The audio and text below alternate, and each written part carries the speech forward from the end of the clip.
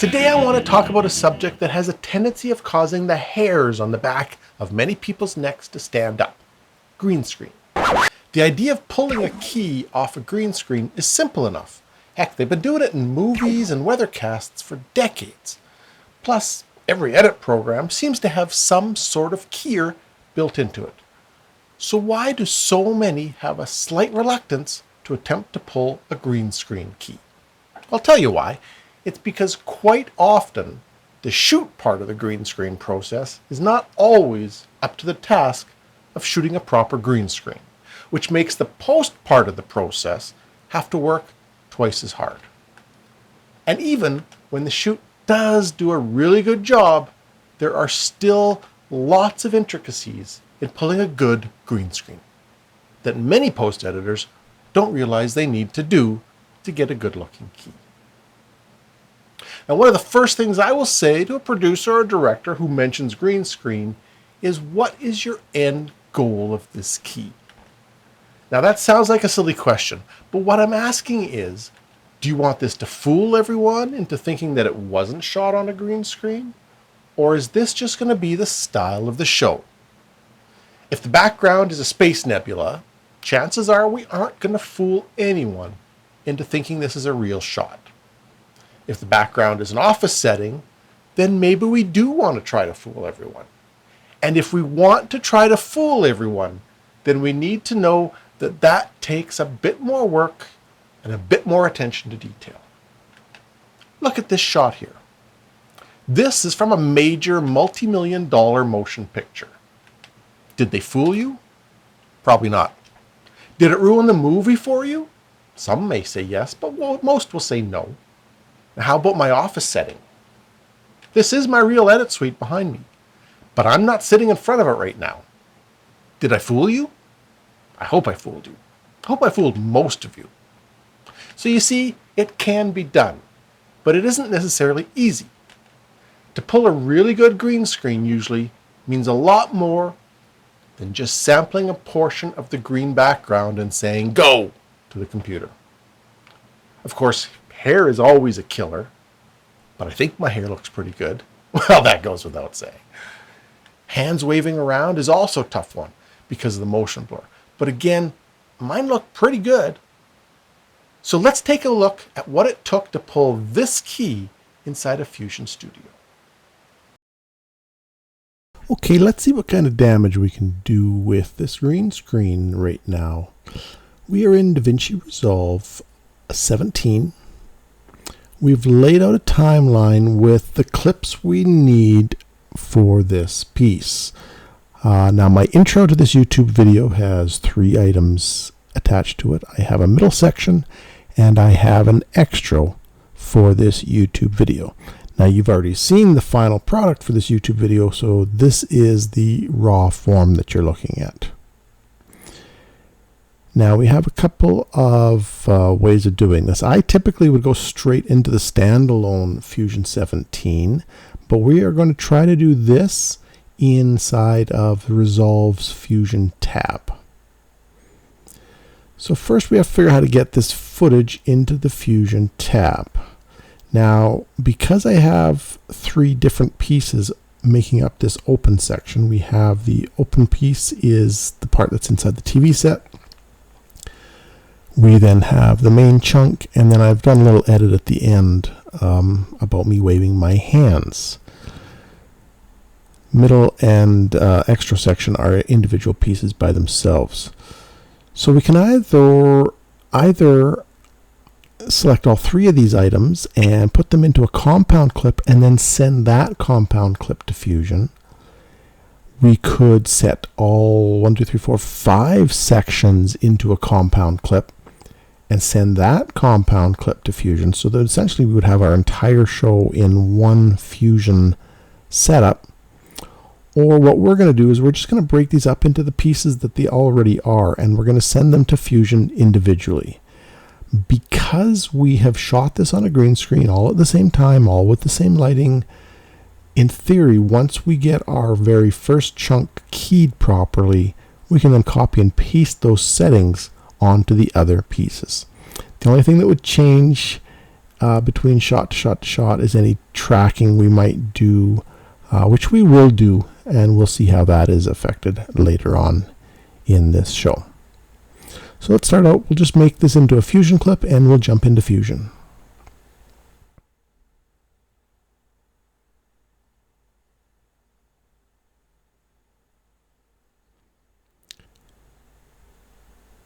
So let's start with the very first key.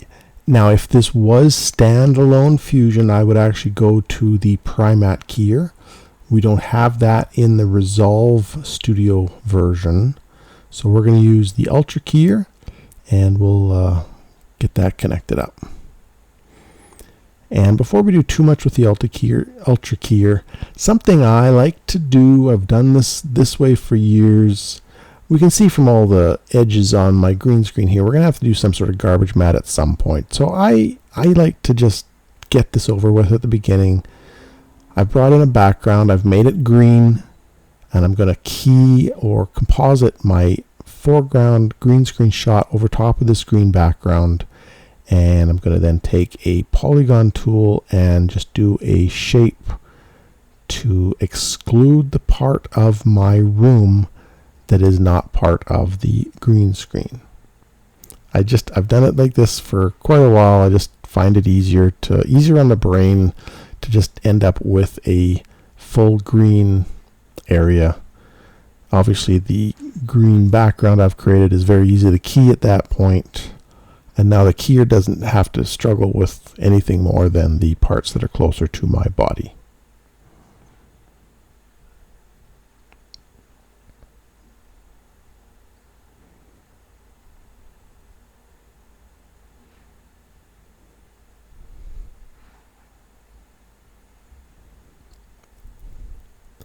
And we'll just do a quick run through it and make sure my hands aren't interfering with the polygon shape that I drew there, and it looks pretty good. So let's go back to the Ultra keyer, and we'll pick a green section of our screen. We'll pick it a little closer to my body because that'll be the most important parts of this key. Switch over so we're looking at the alpha channel. And it's not a bad first swipe for a key. The darkest parts are actually around my body, and it gets lighter as it goes out to the edges. There's some issues on the lettering of the shirt. It looks like my eyes maybe are keying out a little bit. My eyes do have a little bit of blue in them. They do tend to key out even on a green screen. And obviously the hair is a little rough. The strands of hair are pretty good, but there's a lot of noise around them as well. So that's something we will look at later on. We just want to concentrate on this lower part of the key and not worry too much about the hair for this first pass. So let's see what we can get to fix up the shirt and the eyes. We'll go to the background correction tab and just very slowly drag that over, and that has certainly gotten rid of a lot of the noise in the background, which is what that tab is intended for. The matte separation just seems to compress it down a little bit more still. It's not helping us with the shirt or the eyes, and in fact shirt, eyes, and the scalp part of my hair are probably getting worse. I'm just going to go over to the green section now and just play with the actual amount of green, amount of blue, and amount of red that the color I have selected is actually dealing with. And we'll just slide those back and forth, get them dialed in as close as we can. Jump over to the now the image tab we actually don't need to worry about. We're going to jump over to the matte tab.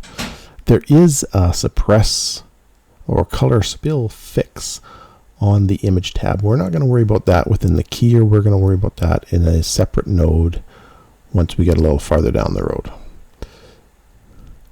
Obviously my initial tweaks has gone a little far, but we'll get that cleaned up as we work our way through here. Over on our matte tab, we're going to take our threshold and drag the high end of it down, and that really brings the shirt in and cleans up the eyes. and that's not too bad. We'll take the low end and we'll bring it up. That'll help with some of these areas just in the edges there. And it's just kind of a dance back and forth to get to a point. Again, we're not terribly concerned with my hair. I just want my body to get cleaned up on this key, and that looks pretty good. There's a little bit of a green edge around my shoulders. That's fine. My hair looks a little bit like I got a haircut on the strands that were sticking up. But again, we're not concerned with that. We're going to take that and we're going to do that on a second key pass. For this one, we just want to worry about the body and the fingers. Now, before we go too far here, we should talk a bit about the shoot process. My green screen is not being lit in the studio setting with a nice lighting grid. This is being done in my basement with some prosumer lights and some supplemental lights that I grabbed from the hardware store. But the key is to try to light the background as evenly as possible, with the same color temperature coming off all the lights. And let's not assume that the lights that hit your background are the same lights that hit your talent, because they're not. So sure, if you want to spend a couple of $1,000s on a great lighting kit, and you have the room to set it up, go for it. But in a small space like this, it just isn't feasible. So I'm probably about 6 feet away from the screen, and I've tried my best to get the screen tight without wrinkles. I've run a steamer over it a few times to try to smooth out as many wrinkles as I can, but I can't get rid of them all. So that's where I have to know in post, I'm going to have to do a little playing, a little tweaking, making sure that I can get all the different areas to key properly. But with some multi-pass techniques, that should be able to happen. That's right. I said multi-pass techniques. To do a really good green screen, you need to be prepared to perform multiple keys on your shot, getting the best key for different sections and then combining them together in the end. So we're going to call key number 1 done at this point, and we're going to work over to key number 2. We'll repeat that process, but we're just going to concentrate on the hair. So all the adjustments we make will be guided towards getting those strands of hair. And before we get into the hair, I'm just going to do a little cleanup here. We're going to use a flow tool called an underlay. We're just going to try to keep this nice and organized and nicely labeled, because this node tree is going to get pretty complicated when it's all said and done. And we're going to want to be able to branch off of items. So to make sure we know what every item is, where it is that we branch off of, let's try to keep this organized from the start. So back to the second key, we'll bring in a second ultra key here, and we will branch that from our background, take a grab of our green, but we'll do a little closer to my hair. And we're going to just do adjustments on this, concentrating on the strands of my hair. We don't care about the shirt or my eyes or anything like that. We're just going to try to get and manipulate this back and forth, keeping the strands as clean as possible, and we'll get the background as clean as we can at the same time.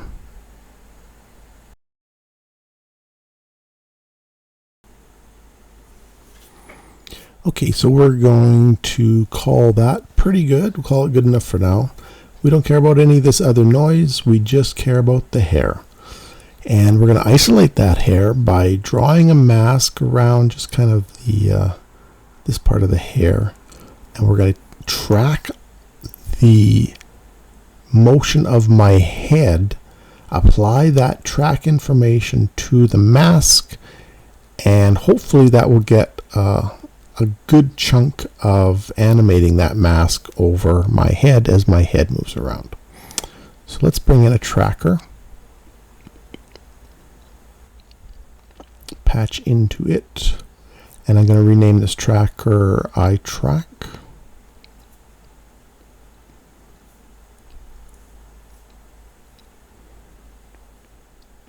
And we'll take the tracker and we will move it over to one of my eyes.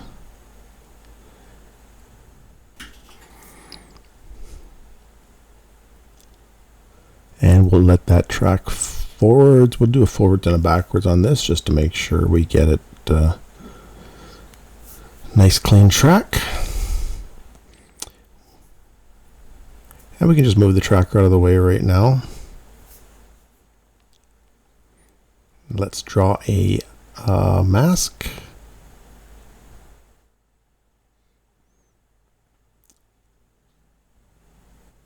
We're going to take that mask, we're going to put it into the garbage mask of our Ultra Keyer.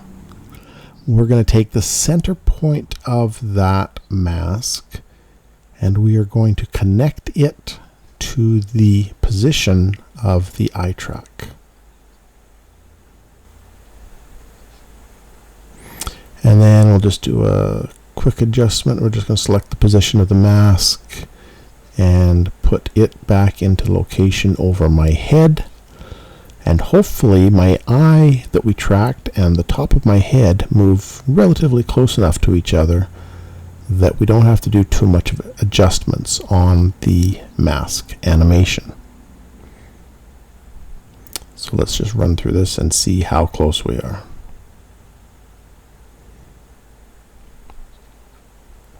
And it looks pretty good. Now we might, in a normal situation, have to do a couple of tweaks, but that looks pretty good. And we'll just rename this item. And we just called that hair key. So we now have two keys. We have a body key and we have a hair key. And if we zoom in here, the body key we don't have much. The hair key we have a lot more hair. So now what we want to do, first of all, we hope those hairs will key for us. And what we want to do is combine those two keys together to give us one key that kind of makes the best of both worlds. The way we're going to do that is with a channel booleans tool. This is an item that you can actually use a lot of the time in Fusion. It's a good channel switcher. Turn something into an alpha channel, take something out of the alpha channel, take something from the red channel, move it to the green channel. There's all sorts of functions of this. For our purposes, we're going to take everything, patch them into the foreground alpha channel. We're going to take the background from the hair key, and we're going to patch into the foreground of the channel booleans from the body key. And we'll send that to our output device. And because there's no particular operation happening right now, the body key is on the foreground, so it takes over the entire shot. And that has caused us to lose all of our hair. But the channel boolean does give you other operations to try. And, you know, aside from your usuals, add and screen and negative and all those things, add might give us what we're looking for, but there's a little more elegant way of doing this. We're going to switch over and we're going to go down and look for either the maximum or the minimum buttons. And we're going to take the maximum button. What the maximum button is going to do is it's going to take the maximum from each of these keys. The one with the most hair is going to override the one with the least amount of hair. The one with the most amount of body is going to override the one with the least amount of body. And that gives us the perfect little key here. So in essence, by using that maximum, this is now our final matte output. So we'll label that one more time. This is going to get used a lot during this process, so let's make sure we know where our matte output is. We'll call it final matte setup. So what's next? Well, we probably should look at this in the key situation. Look at it over top of a background and see what we're dealing with here. And when I do my first key, I usually put it over something really bright, really stark. It's a bit of a stress test. I just want to see if there's anything showing through. Again, look at my eyes, look at my shirt. By putting this over a big bright red background, it doesn't look realistic at all, but what it does is it lets me see if there's any red keying through somewhere that I wasn't expecting to see it. My eyes look good. My shirt looks good. I don't see any red popping anywhere.